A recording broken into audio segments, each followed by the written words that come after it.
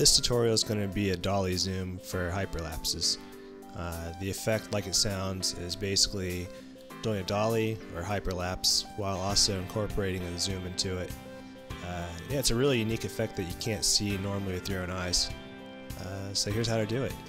The first thing you want to do is make sure your camera's at eye level. You want it at this height since you'll be picking up and moving your tripod around 100 times, and not having to bend down to see your screen helps out a lot. Now you're going to pick out an object in the scene that you will be able to see during your entire move. I picked out the building, highlighted in red, since it's always about in the middle of the frame, and there's a lot of contrast between the building and the sky, making it easy to spot.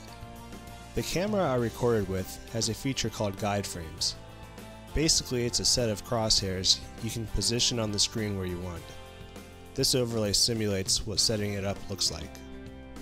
Once the crosshairs are positioned over the corner of the building, I'm going to take 3 sample photos to see if the effect will work. I take the first photo, then walk the camera forward a little bit, slightly zoom out, take another photo, and then walk the camera forward a little more and zoom out a little more and take the final photo. Now I scroll through those 3 photos, going both forwards and backwards to see if the effect will work. It looks like this location will make good use of the effect, but the building on the right has been cut off too much.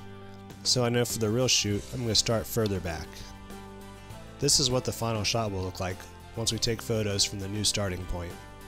To start, level your half ball head to make sure the horizon is always as close to level as possible. Now pan and tilt the camera so your crosshairs line up with the corner of the building.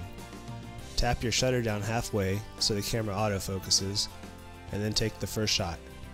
After your first shot, move the tripod forward about a foot, level the half ball head again, and as before, pan and tilt so the crosshairs line up with the corner of the building.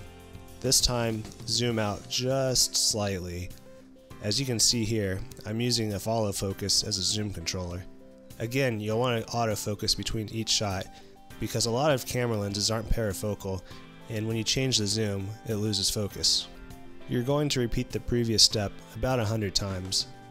Moving the camera forward about a foot is a good starting place. You don't need to measure this out. I use my shoe as a guide to determine how far to move the camera each time. That's really about it. I can't stress enough how important it is to barely zoom out, like almost imperceivably. You don't need a follow focus to do this, but it really helps. After you finish shooting, color correct your footage, take it into After Effects, and warp stabilize the footage. This is what the effect looks like before and after warp stabilizer.